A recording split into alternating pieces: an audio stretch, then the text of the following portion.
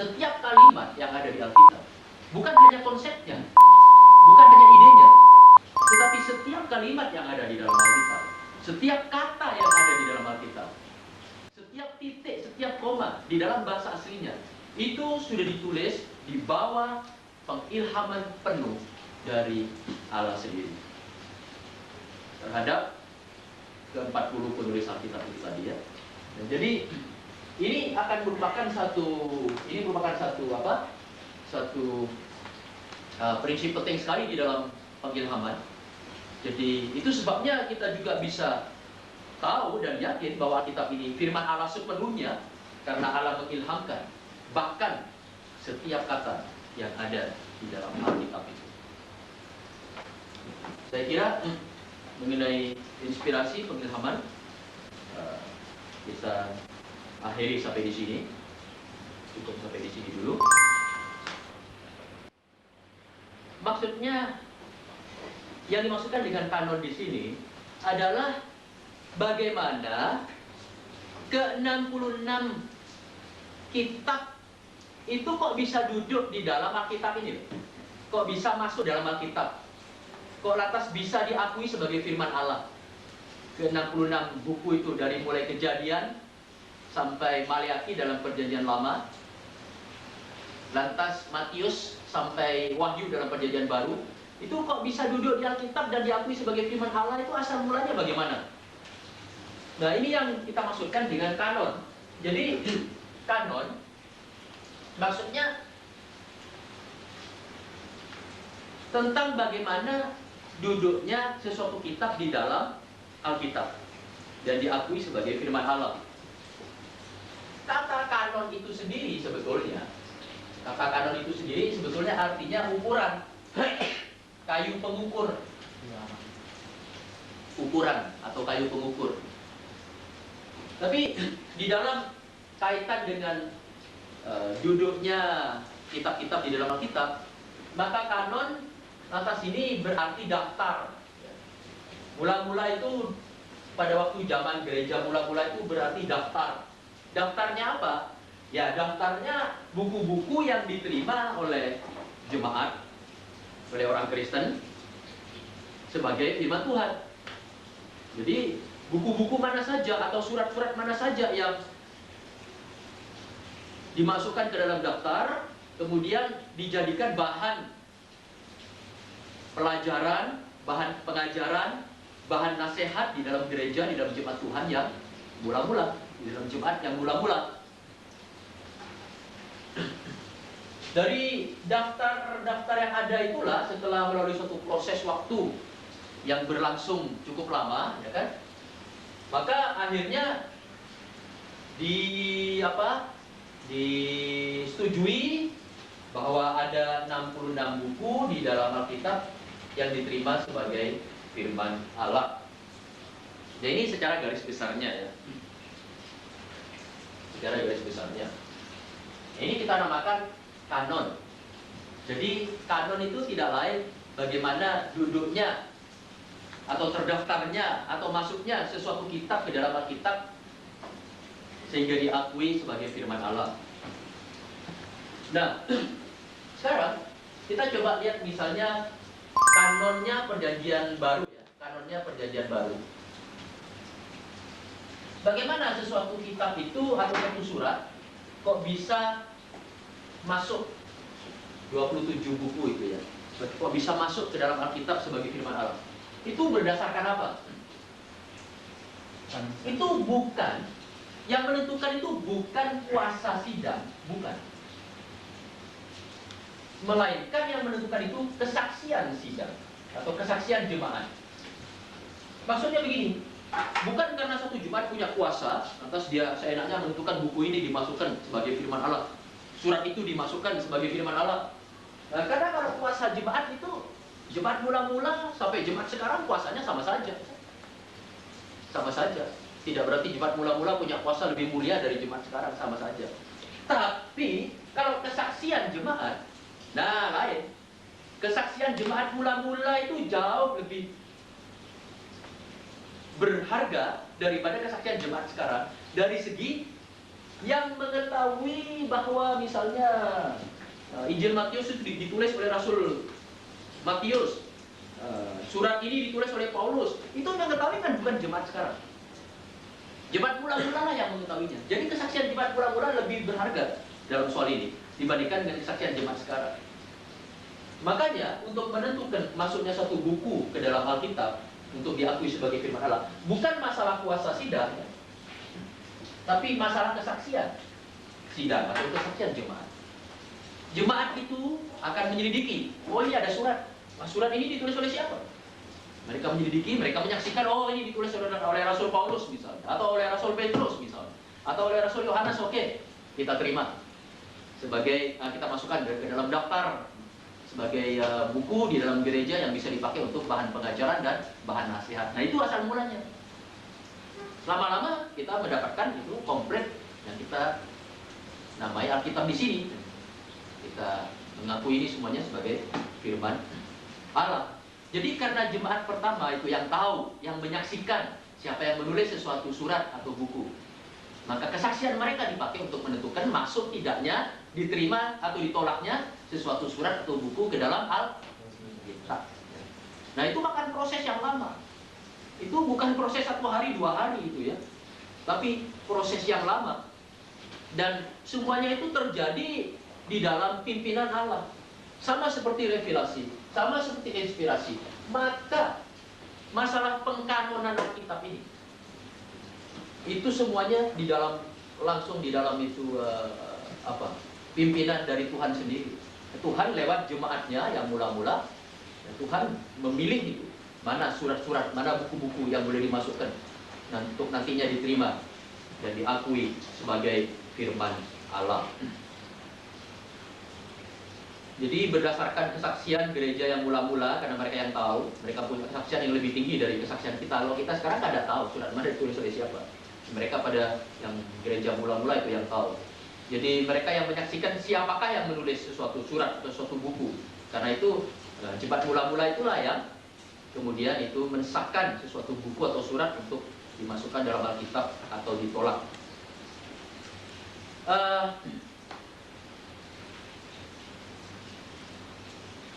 Mengenai kanon perjanjian baru itu, seperti saya bilang, itu melalui proses, melalui pertemuan-pertemuan jemaat itu ya, pertemuan sidang raya, semacam sidang raya kalau sekarang ya. Jadi orang gereja-gereja pertama mengadakan pertemuan, semacam sidang raya kalau sekarang. Dalam pertemuan itu mereka memutuskan surat-surat atau buku apa saja yang diterima dan ditolak. Nah, di antaranya yang terpenting itu pada sidang di Kartago, yaitu tahun 397. Tahun 397 ada sidang di Kartago, di kota Kartago. Nah, pada sidang raya di kota Kartago, maka diterimalah ke-27 surat atau buku sebagai bagian dari perjanjian baru. Pada sidang itulah disahkan 27 buku sebagai perjanjian baru, sebagai firman Allah. Disahkan, diterima. Jadi ini kira-kira ya 400-an tahun setelah, 300 tahun setelah surat terakhir ditulis. Surat terakhir itu ditulis, misalnya surat apa itu? Injil Yohanes atau surat Wahyu itu tulis sekitar tahun ini, tahun 90-an Masehi. Itu 300 tahun kemudian setelah itu barulah lengkap terkumpul Alkitab keseluruhannya. Nah ini kanon perjanjian baru. Nah kalau kanon perjanjian lama itu ditutupnya kapan? Kanon perjanjian lama. Kanon perjanjian lama itu memang sudah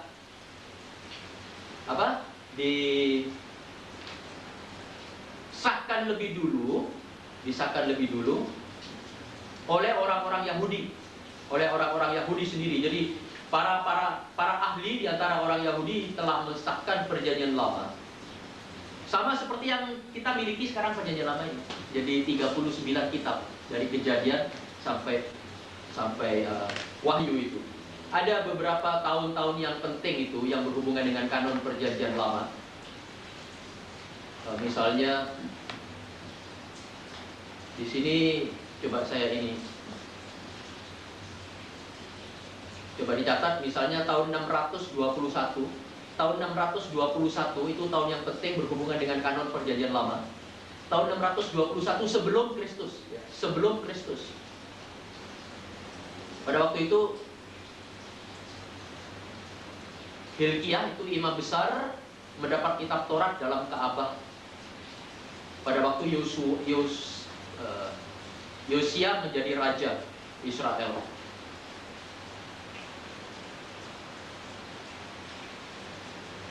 Tahun penting berikutnya yaitu pada kira-kira tahun 500 atau 450 sebelum Kristus. Yaitu pada waktu zamannya Ezra dan Nehemia. Ingat kan? Ezra dan Nehemia. Pada waktu itu Taurat Allah akan dibacakan lagi kepada orang-orang Israel.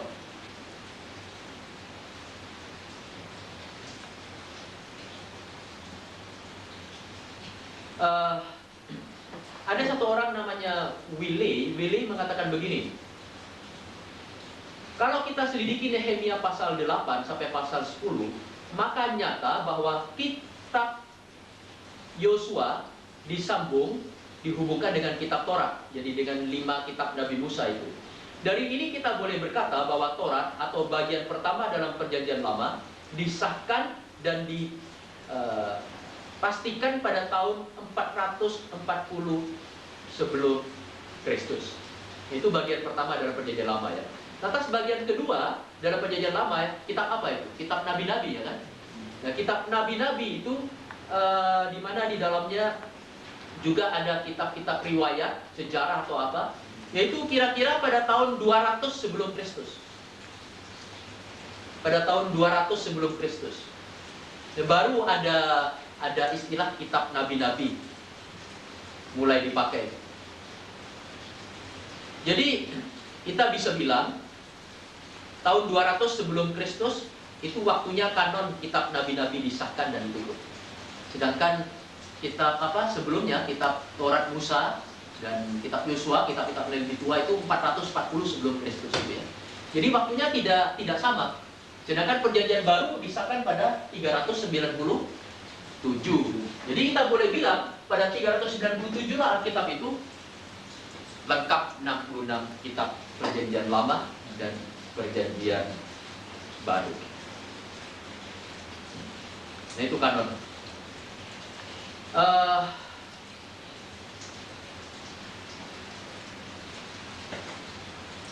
Jadi Perjanjian Lama buku-bukunya itu dikumpulkan oleh para ahli orang Yahudi sendiri yang mengetahui dengan jelas kitab-kitab mana yang merupakan firman Tuhan dan yang mana yang tidak. Sedangkan Perjanjian Baru berdasarkan apa? Kesaksian jemaat yang mula-mula yang pertama. Jemaat yang pertama yang tahu surat ini ditulis oleh rasul siapa atau bukan atau oleh nabi palsu atau apa, mereka yang tahu gitu ya. Lantas kita lihat sebentar ini bahwa Alkitab setelah kanon ditutup tahun ini seluruhnya, Perjanjian Baru dan Perjanjian Lama. Perjanjian Baru, Perjanjian Lama itu lengkap, itu berarti 66 buku.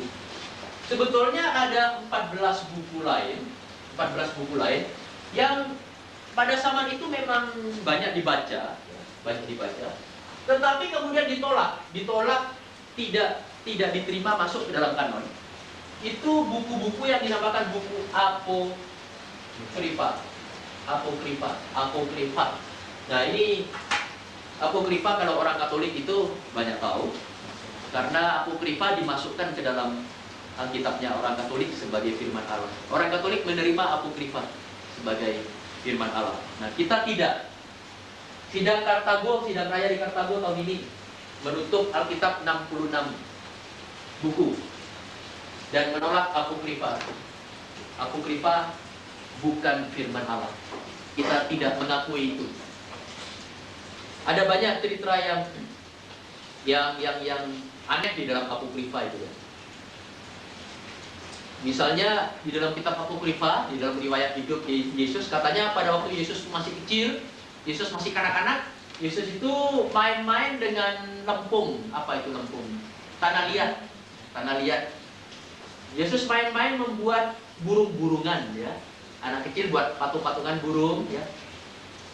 Patung burung dari burung-burungan dari tanah liat. Katanya setelah patung itu jadi, terbang jadi burung sungguhan. Ini salah satu isi dari kitab Apokrifa.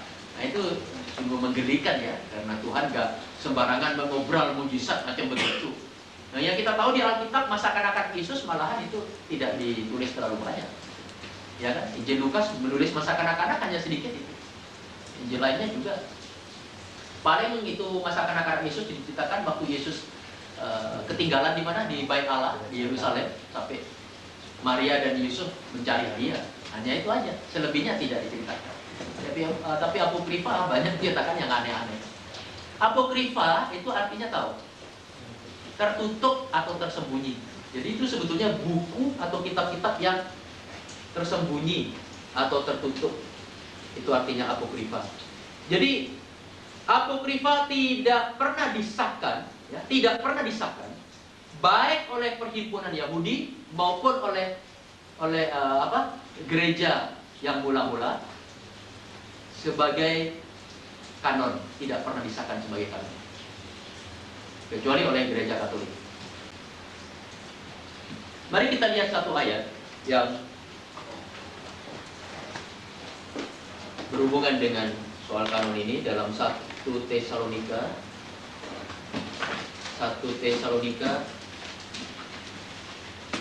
pasal 2 ayat 13. Pasal 2 ayat 13. 1 Tesalonika pasal 2 ayat 13. Bunyinya begini.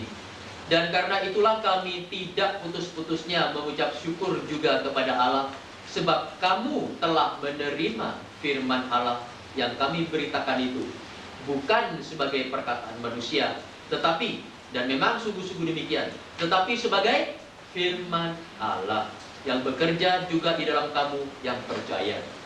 Jadi pengkanonan Alkitab tidak lain yaitu proses diterimanya surat-surat rasul dan sebagainya sebagai betul-betul sebagai firman Allah, bukan hanya semata-mata perkataan manusia, ya.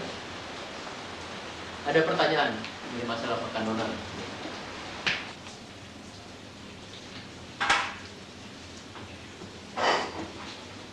Dalam kanon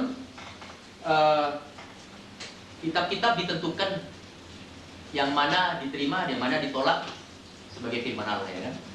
Nah, kemudian setelah banyak itu pertemuan dan sidang raya, baik di kalangan orang Yahudi maupun di kalangan gereja, sampai tahun 397 itu pertemuan Kartago, maka ditentukanlah 66 buku ini sebagai firman Allah. Nah, sekarang masalahnya, kalau ini firman Allah, ini harus memiliki satu otoritas, satu wewenang, satu wibawa terhadap orang-orang yang mempercayainya. Ya benar. Apa maksudnya otoritas itu? Apa maksudnya otoritas firman Allah? Maksudnya begini, maksudnya Allah itu kan karena dia pencipta, ya kan? Bukan hanya pencipta, dia juga memelihara, dia juga penebus, dia juga itu penyelamat dan semuanya. Dia juga Tuhan, ya, dan Tuhan alam seluruh alam semesta ini. Maka tentu segala otoritas itu ada di tangan dia, ya benar. Wong dia yang memiliki segala sesuatu kok. Dia yang punya segala sesuatu. Alam semesta ini punya dia. Berarti otomatis otoritas itu ada di tangan dia. Termasuk kalau dia adalah Allah yang punya otoritas, berarti otoritas juga harus ada pada perkataannya. Nah, Allah, dia itu kira-kira begini, dia meletakkan, dia menaruh otoritasnya di dalam firman-Nya ini, di dalam firman-Nya. Coba kita lihat satu contoh, ya.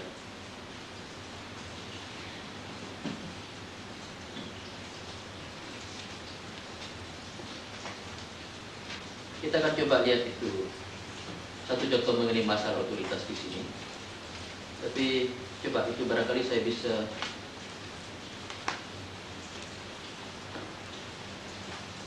Dari Matius pasal 15. Mungkin ini satu contoh yang bagus. Matius pasal 15. Nah, jadi apa yang maksudkan dengan otoritas Alkitab itu? Matius pasal 15. Dan di sini Yesus sedang menegur orang Yahudi, sedang menegur orang Farisi. Orang Farisi kelihatan mereka kurang mengindahkan otoritas atau memenang firman. Sampai Yesus pada waktu bicara dengan mereka, dia mengenal. Matius 15 ayat 4 sampai ayat 9. Nah, mungkin kita baca itu mulai ayat 1 ya. Ayat 1 Matius 15. Kemudian datanglah beberapa orang Farisi dan ahli Taurat dari Yerusalem kepada Yesus. Berkata, 2. Mengapa murid-muridmu melanggar adat istiadat nenek moyang kita? Mereka tidak membasuh tangan sebelum makan. Nah ini, lihat, orang Yahudi, orang Farisi, orang ahli Taurat itu sangat mementingkan adat istiadat lebih daripada firman Allah. Dengan kata lain, tradisi mereka mempunyai otoritas lebih tinggi daripada firman Allah. Nah, sekarang kita coba lihat apa jawaban Yesus. Yesus itu dengan langsung terang-terangan dia menegur itu ya. Coba ayat 3. Tetapi jawab Yesus kepada mereka, mengapa kamu pun melanggar perintah Allah? Dengan kata lain, kenapa kamu tidak mengindahkan otoritas firman Allah, bukan? Kamu pun melanggar perintah Allah demi adat istiadat nenek moyangmu. Bisa lihat sekarang. Kamu itu meletakkan otoritas pada adat istiadat, pada tradisimu lebih tinggi daripada otoritas yang ada di Alkitab. Nomor berapa? Ayat 4. Sebab Allah berfirman, nah ini Yesus menjelaskan. Ini Yesus memberikan contoh ya dalam ayat 4. Misalnya ini, Allah berfirman. Bagaimana firmannya? Hormatilah ayahmu dan ibumu. Nah ini firman Allah. Seharusnya itu kita harus menghormati ayah dan ibu. Bukan? Kalau firman Allah itu punya otoritas, atau kita menghargai otoritasnya, berarti kita harus menghormati, bukan? Menghormati ayah dan ibu. Hormatilah ayahmu dan ibumu, dan lagi siapa yang mengutuki ayahnya atau ibunya pasti dihukum mati. Tetapi, nah coba yang ini. Ini Yesus memberikan contoh. Tetapi kamu berkata, barang siapa berkata kepada bapaknya atau kepada ibunya, apa yang ada padaku yang dapat digunakan untuk pemeliharaanmu, sudah digunakan untuk persembahan kepada Allah. Nah, orang itu tidak wajib lagi menghormati bapaknya atau ibunya. Dengan demikian, firman Allah, nah ini, mengerti maksudnya ya? Maksudnya, firman katakan, hormatilah ayahmu dan ibumu. Tetapi orang Yahudi mengatakan, wah, kalau itu kita sudah misalnya kita menghormati ayah dan ibu dengan menolong kebutuhan mereka misalnya. Tapi orang Yahudi mengatakan, wah, kalau itu saya sudah memakai uang saya untuk lainnya, untuk adat istiadat, untuk tradisi, untuk perayaan ini, perayaan itu, saya tidak perlu lagi itu menolong ayah atau ibu. Dengan kata lain, tradisi lebih kuat daripada perintah Allah di dalam firman Allah. Dengan demikian, ini kata Yesus, dengan demikian, firman Allah kamu nyatakan tidak berlaku. Dikalahkan oleh apa? Demi adat istiadatmu sendiri, demi tradisimu. Dengan kata lain, di sini otoritas firman Allah dikalahkan oleh otoritas tradisi. Nah ini tidak betul. Ini tidak betul. Kalau Alkitab ini adalah firman Allah, maka Alkitab ini harus diberi otoritas tertinggi. Karena firman Allah ini adalah dari Allah sendiri. Dan Allah pemegang otoritas tertinggi. Nah kalau Allah pemegang otoritas tertinggi, maka apa yang dia bilang, apa saja dia bilang, ya, harus dilaksanakan, dilakukan sesuai dengan otoritasnya. Walaupun tradisi kita, kebiasaan kita, kebudayaan mengatakan itu lain, atau bahkan di dalam gereja kita, ya, seperti saya pernah kasih contoh, loh gereja ini kenapa tidak menginjil? Kenapa tidak ada itu komisi PI? Kenapa tidak mengumpulkan dana untuk penginjilan atau berusaha memberitakan injil? Nah, majelis gereja itu menjawab, oh itu kami tidak punya tradisi menginjil. Kalau begitu, yang mana lebih kuat otoritasnya? Tradisi gereja. Asal gereja tidak punya tradisi menginjil, walaupun Alkitab bilang kamu harus pergi menginjil, ya kita tidak usah menginjil. Kan? Ini namanya kita tidak menghargai otoritas Alkitab. Ini namanya kita tidak menempatkan Alkitab di atas segala yang lainnya. Ya. Nah itu tidak betul.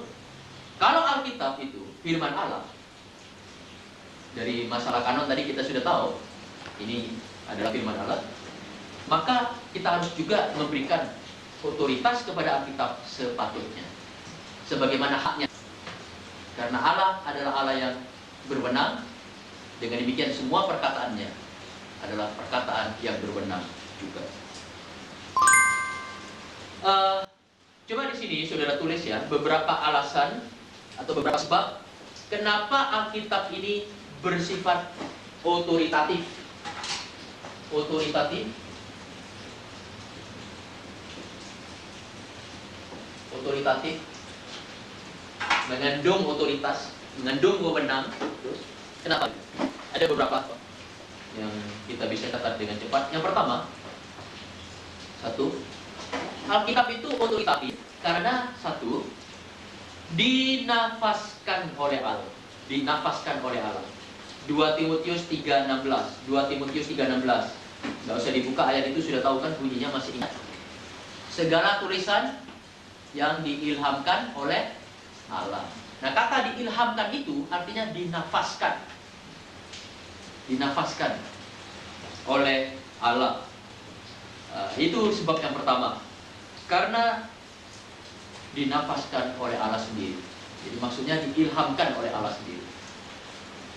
Yang kedua, sebab yang kedua, Alkitab itu otoritatif. Sebab yang kedua, karena orang-orang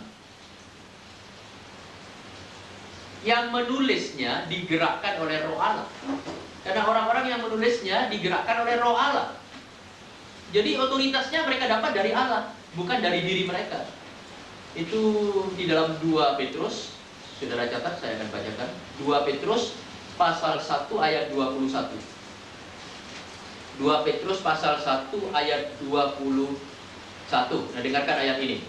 Sebab tidak pernah nubuat dihasilkan oleh kehendak manusia, tetapi oleh apa? Oleh dorongan Roh Kudus, orang-orang berbicara atas nama Allah. Kalau ada istilah atas nama Allah, kita harus hati-hati ya.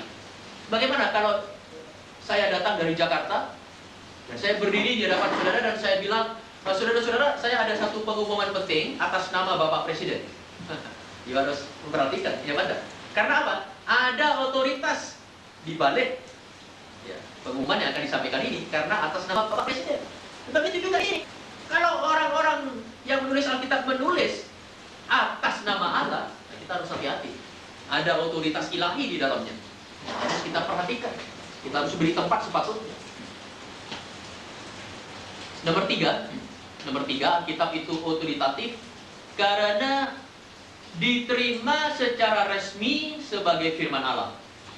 Karena Alkitab ini sudah diterima secara resmi sebagai firman Allah. 1 Tesalonika 2 ayat 13 itu tadi yang kita sudah baca. 1 Tesalonika 2 ayat 13. Jadi kanon yang baru kita jelaskan tadi itu merupakan proses penerimaan Alkitab sebagai firman Allah. Ke-66 buku sebagai firman Allah. Jadi kalau sudah diterima secara resmi sebagai firman Allah, ya konsekuensi logisnya harus memberikan otoritasnya, harus diterima otoritasnya juga. Ya. Otoritasnya juga harus diterima. Lantas yang keempat, sebab yang keempat kenapa Alkitab itu otoritatif? Oleh karena Yesus Kristus sendiri mengatakan bahwa Alkitab berwibawa. Yesus sendiri mengatakan Alkitab itu berkuasa, berwibawa. Ada 35 ayat-ayat di dalam Perjanjian Baru yang menyatakan bagaimana Yesus mengakui otoritas Alkitab. Kalau Yesus sendiri mengakui, apalagi kita, gitu ya.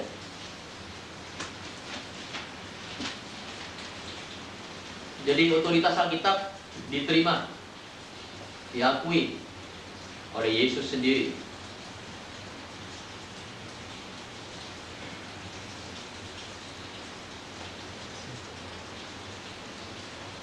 Kemudian yang keberapa? 1, 2, 4, 5 ya. Yang kelima, karena Alkitab ini diterima, disampaikan, dan dipelihara oleh para nabi. Diterima, disampaikan, dan dipelihara oleh para nabi. oleh para nabi.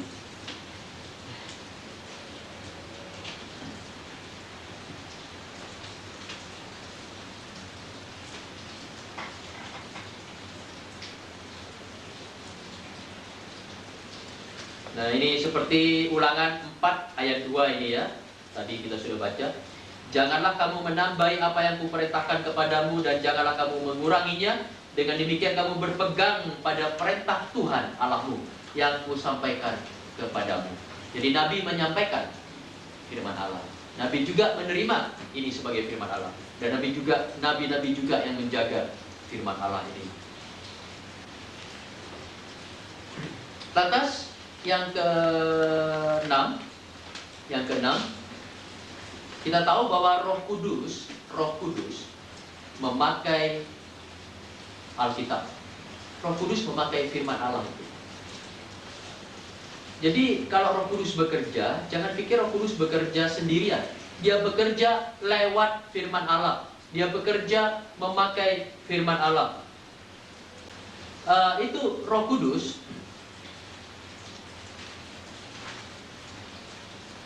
selalu meyakinkan, misalnya contohnya ya, kalau Roh Kudus meyakinkan hati kita tentang suatu dosa misalnya, dia meyakinkan lewat apa? Lewat firman-Nya. Pada waktu saudara membaca firman-Nya, saudara tertempelak, mengerti istilah tertempelak, itu sebetulnya Roh Kudus sedang bekerja dalam hati saudara lewat firman Tuhan ini.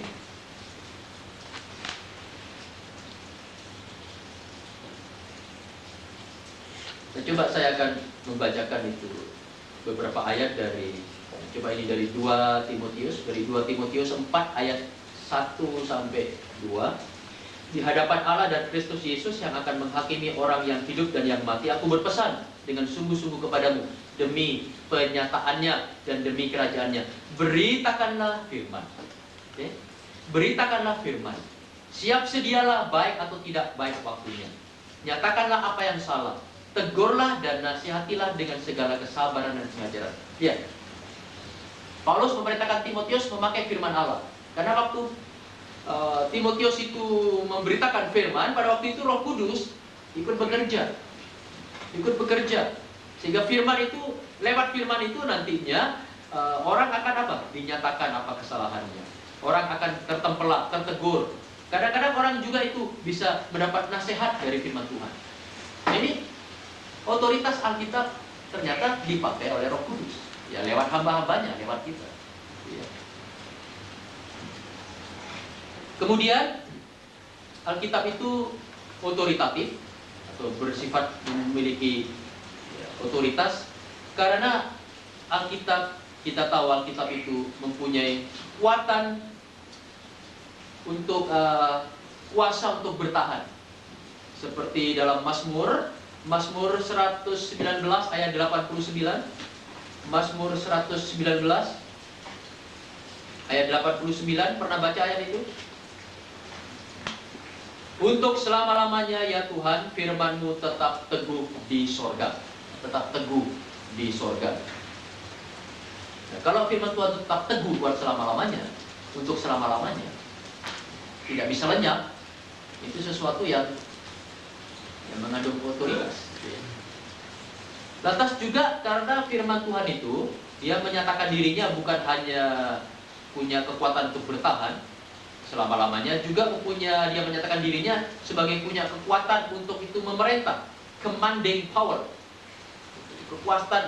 kuasa untuk memerintah, untuk memberikan pemerintah. Jadi mempunyai kuasa untuk memerintahkan sesuatu agar ditaati. Ada banyak ayat di dalam Alkitab yang menyatakan hal itu. Misalnya bagaimana ini? Mungkin ini bisa satu ayat dalam Kisah Rasul. Ini bisa menolong.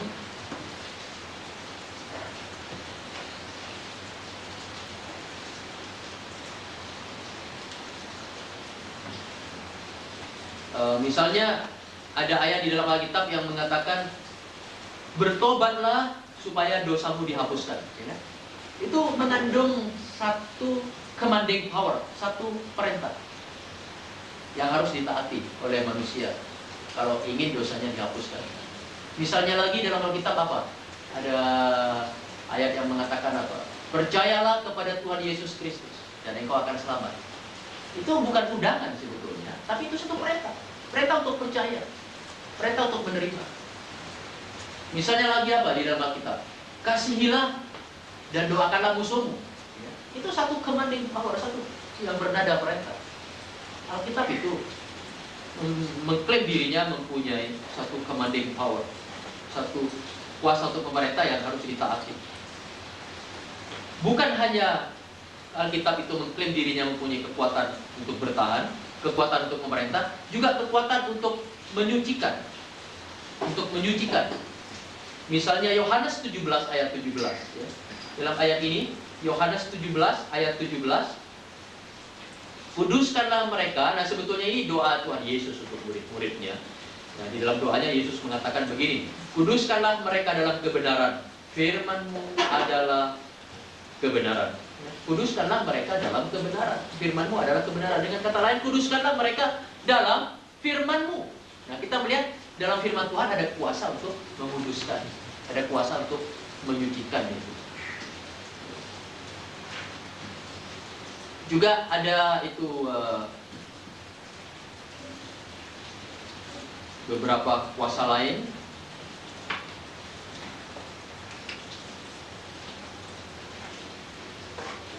Kuasa untuk mengatasi, prevailing power, maksudnya tidak ada sesuatu yang bisa menghentikan Alkitab. Nggak bisa, nggak ada.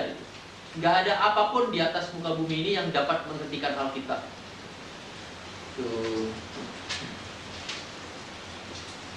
Ada satu ayat yang mungkin saya bisa bacakan. Dengan jalan ini makin tersiarlah firman Tuhan dan makin berkuasa. Lihat, ini mengenai pelayanan Paulus di Efesus, di mana ada banyak tantangan, tapi justru Alkitab itu firman Tuhan makin tersiar, makin ditantang makin tersiar, makin dihalangi makin menyebar itu dan makin berkuasa. Ini namanya kuasa untuk mengatasi lawan-lawannya, musuh-musuhnya. Nah, ini semua diklaim oleh Alkitab. Alkitab menulis tentang dirinya bahwa dia punya kuasa begini, kuasa begitu. Sampai kita bisa menarik kesimpulan bahwa Alkitab itu betul-betul memiliki otoritas yang dari Allah, otoritas ilahi. Karena Alkitab tidak lain adalah firman Allah sendiri. Jadi sekali lagi, dengan otoritas maksudnya Allah punya kata terakhir. Nah, ini. Otoritas maksudnya Allah punya kata terakhir. Gereja boleh bilang apa saja, manusia boleh mengatakan apa saja, ya. Tapi pada akhirnya Allah yang punya kata terakhir. Dan karena Alkitab ini firman-Nya Allah, maka kata terakhir itu ada di sini. Kalau saudara itu menemui satu kasus di mana ada dua pendapat yang bertentangan. Pendapat yang satu mungkin pendapat teman saudara, atau guru saudara, atau keluarga saudara, atau gereja saudara. Kemudian pendapat yang lain, pendapat Alkitab, mau tidak mau, tidak ada pilihan lain. Walaupun mungkin dengan berat hati, you harus menaati Alkitab. You harus menaati Alkitab. Jadi menjadi orang Kristen itu konsekuensinya tunduk kepada itu. Tunduk kepada itu. Itu konsekuensinya menjadi orang Kristen. Baik, kita kembali di sini sebentar. Jadi revelasi itu berhubungan dengan apa? Dengan pemberitahuan dari Allah tentang sesuatu kepada kita. Jadi masalah pemberitahuannya, kenyataannya, Allah menyatakan sesuatu, memberitakan sesuatu. Sedangkan inspirasi berhubungan dengan penulisannya. Yang diberitakan oleh Allah itu kan harus dicatat, ditulis. Nah, itu inspirasi, pengilhaman. Ini berhubungan dengan penulisannya. Sedangkan kanon berhubungan dengan apa? Ya, berhubungan dengan duduknya atau masuknya suatu kitab ke dalam Alkitab untuk diakui sebagai dan disahkan sebagai firman Allah, yang mana diterima, di mana ditolak. Kemudian otoritas tidak lain bahwa Alkitab itu berisi kata terakhir dari Allah. Kata terakhir ada di dalam Alkitab. Kata terakhir dari Allah ada dalam Alkitab.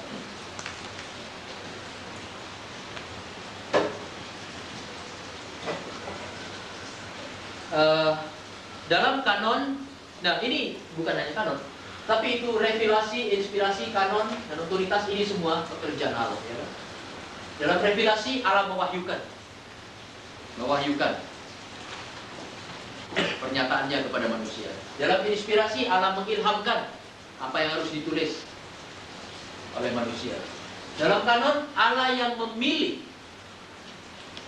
Memang lewat hamba-hambanya, lewat gerejanya, lewat jemaatnya, tapi Allah yang memilih dan mengumpulkan buku-buku mana yang boleh masuk sebagai firman Allah dalam Alkitab ini.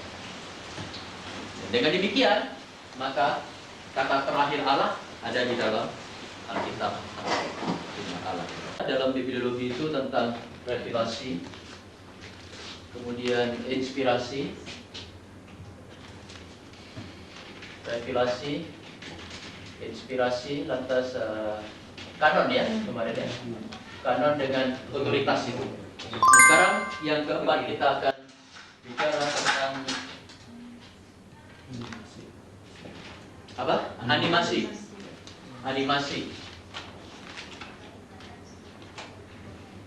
Ini dari kata bahasa Inggris animation. Itu yang dimaksudkan di sini bahwa Alkitab itu memiliki hidup. Alkitab itu hidup. Itu yang dimaksudkan. Jadi firman Allah itu hidup. Ini bukan satu buku yang mati, tapi satu buku yang hidup. Nah, coba kita lihat satu ayat dalam Ibrani pasal 4 ayat 12. Ibrani 4 ayat 12 itu bunyinya sebagai berikut. Sebab firman Allah hidup dan kuat dan lebih tajam daripada pedang bermata dua manapun. Ia menusuk amat dalam sampai memisahkan jiwa dan roh, sendi-sendi dan sumsum. Ia sanggup membedakan pertimbangan dan pikiran hati kita. Saya ulangi kalimat yang pertama itu, sebab firman Allah hidup. Firman Allah itu hidup. Nah, ini maksudnya dengan animasi. Jadi Alkitab itu memiliki hidup, mempunyai hidup. Ada seorang penerjemah Alkitab. Alkitab itu diterjemahkan oleh banyak orang itu ya. Salah seorang penerjemah Alkitab namanya Philip. Philip ini pada waktu dia menerjemahkan Alkitab itu, ya, kata demi kata, kalimat demi kalimat itu dia menerjemahkan. Dia bilang pada waktu dia sedang menulis atau sedang menerjemahkan Alkitab itu, seolah-olah itu dari Alkitab itu ada mengalir satu arus listrik, satu aliran strom, sesuatu yang hidup keluar mengalir dari dalam Alkitab itu. Ini kata Philip. Sesuai dengan apa yang kita baca dalam Ibrani 4:12 barusan itu, ya memang di dalam Alkitab ada satu kekuatan, satu hidup itu. Ibrani tadi bilang Alkitab firman Allah itu hidup dan berkuasa. Ada satu kekuatan, ada satu hidup di dalamnya. Membaca Alkitab bukan membaca satu buku yang mati, tapi membaca satu buku yang hidup. Firman Allah hidup dan kuat dan lebih tajam daripada pedang bermata dua. Nah, seolah-olah itu ya, dari dalam Alkitab ada satu energi, yaitu energi ilahi, satu hidup ilahi. Nah, karena apa? Karena kita tahu dari kemarin kita belajar tentang inspirasi, tentang revelasi, terutama tentang inspirasi, bahwa Alkitab ini tidak lain dinafaskan oleh Allah sendiri, bukan? Dinafaskan, diilhamkan oleh Allah sendiri. Seolah-olah Allah sendiri meniupkan nafas hidupnya ke dalam firman-Nya ini. Jadi tidak heran kalau Alkitab ini menjadi satu kitab yang hidup, bukan kitab yang mati. Dan kita bisa bilang begini, bahwa Allah menaruh hidupnya, yaitu hidup ilahi, di dalam Alkitab ini. Kita juga bisa bilang hidup ilahi bertempat tinggal atau ada di dalam Alkitab ini, atau berdiam di Alkitab ini. Residensinya, rumahnya, tempat kediamannya itu. Berdiam di mana? Ya. Ada satu kehidupan ilahi berdiam di dalam firman-Nya, di dalam firman Allah. Nah, ini memang satu mujizat itu ya. Satu mujizat. Tapi ini apa itu? Sangat menghibur hati saya. Karena setiap kali kita memberitakan firman itu, setiap kali saudara berkhotbah atau bersaksi atau mengajar atau menyampaikan firman Allah, setiap kali saudara melakukan itu, saudara boleh yakin satu perkara apa? Bahwa yang saudara sampaikan adalah sesuatu yang berkuasa, sesuatu yang hidup, bukan sesuatu yang mati, sesuatu yang mengandung hidup ilahi. Dari dalamnya itu, dari dalam firman itu keluar hidup itu, keluar kuasa itu. Kita tahu ya, untuk orang-orang dunia, orang-orang yang di luar Kristus, orang-orang berdosa, orang-orang yang masih belum mengenal anugerah keselamatan Allah di dalam Tuhan Yesus. Nah, orang itu hidupnya itu sebetulnya dienergikan, apa saya boleh bilang ini, dienergikan, apa? Diberi kekuatan, diberi kuasa itu, dipompa itu oleh apa? Oleh siapa? Oleh kekuatan iblis sendiri. Sebetulnya orang di luar Kristus itu dipompa oleh kekuatan iblis. Tetapi kita anak Tuhan, kita setiap hari dipompa, ya, dikuatkan, dienergikan. Energi kita secara rohani dapat dari mana? Dari firman-Nya. Itulah sebabnya satu hari saja itu kita tidak melakukan waktu teduh, hidup kita sepanjang hari jadi lemah, hidup kita sepanjang hari jadi rusak. Itu perlunya kita saben hari, mulai dari pagi membaca Alkitab untuk menghadapi sepanjang hari itu supaya memperoleh kekuatan dari firman-Nya ini. Kita akan lihat bahwa kuasa firman Tuhan, karena firman Tuhan itu hidup, maka ada kuasa di dalam firman Tuhan ini. Kuasa firman Tuhan itu bekerja di dalam dua golongan manusia. Pertama, bekerja terhadap orang yang belum selamat. Kedua, bekerja kepada orang yang sudah selamat, itu kepada anak-anak Tuhan.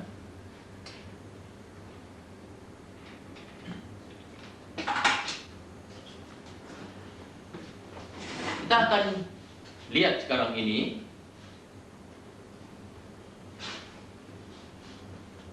apa yang dikerjakan kalau firman Tuhan itu hidup dan ada kuasa. Nah, apa yang dikerjakan oleh firman Tuhan di dalam kehidupan orang yang belum diselamatkan?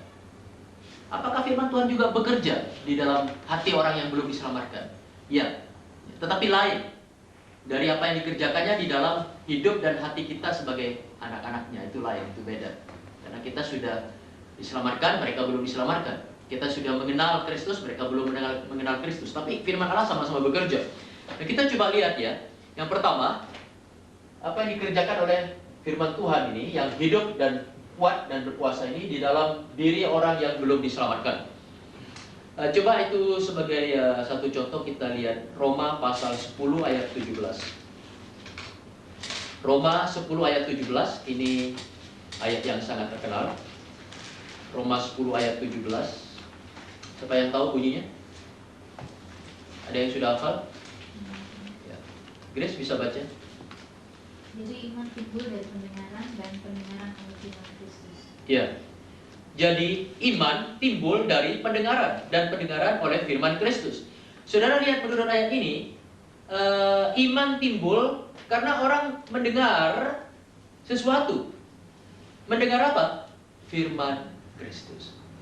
Nah, dengan kata lain, ayat ini bicara mengenai orang yang belum diselamatkan, ya kan?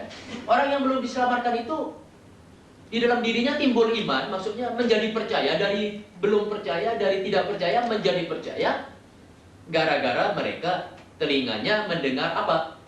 Firman Allah. Mendengar firman Allah. Jadi ini yang dikerjakan oleh firman Tuhan di dalam hidup orang yang masih belum percaya, yaitu firman Tuhan bekerja dalam hati dia, menempelak dia, meyakinkan itu dia akan dosanya dan akan kebutuhannya akan Kristus, akan juru selamat, sehingga orang itu lantas mau bertobat, mau percaya, mau menerima Kristus sebagai juru selamatnya. Dengan kata lain kita bisa bilang ya bahwa firman Allah itu bekerja di dalam hidup orang yang belum percaya untuk menyelamatkan orang yang belum percaya itu. Dengan perkataan lain kita juga bisa bilang bahwa Allah menggunakan firman-Nya, ya kan? Roh Allah, Roh Kudus menggunakan firman-Nya ini. Untuk apa? Untuk melahirkan baru, melahirkan kembali orang berdosa itu, agar mereka juga diselamatkan. Nah, ini yang dikerjakan oleh firman Tuhan di dalam diri orang yang belum selamat. Tidak lebih dari itu. Karena orang yang belum diselamatkan, yang dibutuhkan itu kan keselamatan. Jadi firman Allah mengerjakan di dalam diri dia itu supaya dia yakin akan kebutuhannya, supaya sadar akan keadaannya sebagai orang berdosa. Nantinya supaya dia itu membuka hatinya kepada Kristus, dilahirkan baru, diselamatkan. Beberapa ayat lain, coba itu lihat 2 Timotius 3 ayat 15. Itu ayat kemarin kita juga sudah baca.